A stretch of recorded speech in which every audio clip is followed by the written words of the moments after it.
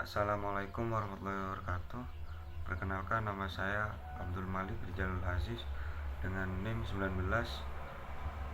Di sini saya akan mempresentasikan ekonomi tertutup dengan tanpa kebijakan pemerintah dan kebijakan pemerintah. Pada pembahasan yang pertama ada pengertian dan ruang lingkup perekonomian tertutup tanpa kebijakan pemerintah dalam perspektif ekonomi konvensional. Yang kedua ada fungsi ekonomi dan tabungan dengan pendekatan ekonomi konvensional. Yang ketiga, fungsi konsumsi dan tabungan dengan pendekatan ekonomi Islam. Yang keempat, pengertian dan ruang lingkup perekonomian tertutup, kebijakan pemerintah dalam perspektif ekonomi konvensional. Oke, pada pembahasan yang pertama, pengertian dan ruang lingkup perekonomian tertutup tanpa kebijakan pemerintah dalam perspektif ekonomi konvensional.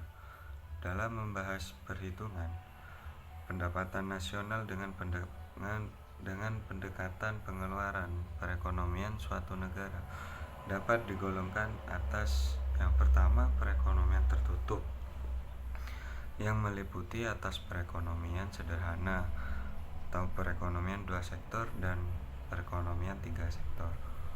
Yang kedua, perekonomian terbuka. Perekonomian dua sektor adalah perekonomian yang terdiri dari pengeluaran yang dilakukan rumah tangga konsumen yang biasanya disebut dengan consumption, dan pengeluaran yang dilakukan rumah tangga produsen atau firm yang biasanya disebut dengan investment.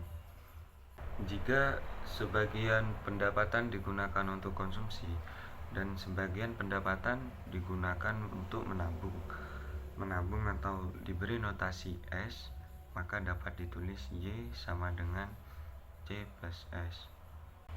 Yang kedua, fungsi konsumsi dan tabungan dengan pendekatan ekonomi konvensional. Menurut Keynes, konsumsi merupakan fungsi pendapatan yang dalam bentuk persamaan dapat ditulis sebagai berikut.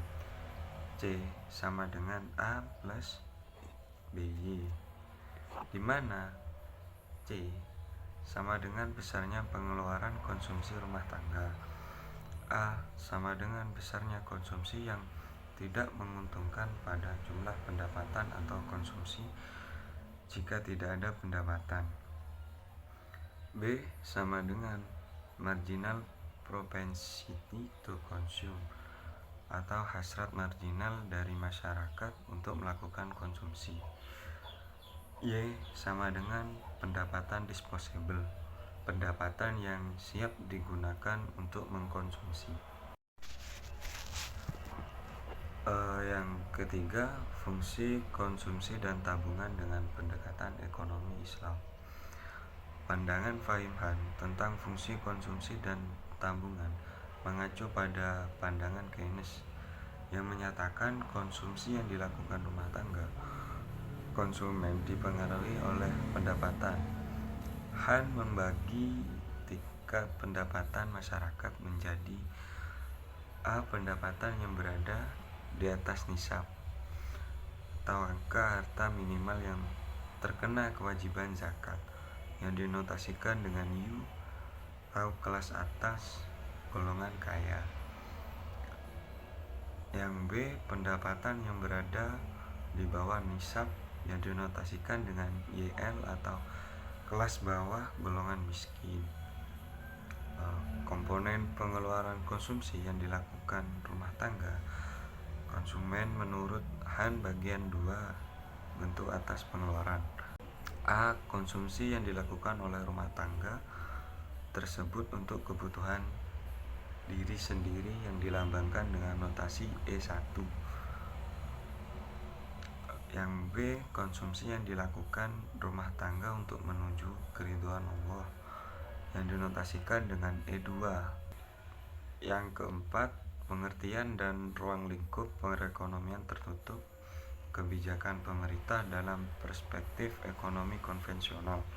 Analisis terhadap pendapatan nasional pada perekonomian tertutup dengan kebijakan pemerintah memecah kegiatan ekonomi ke dalam 3 pelaku utama,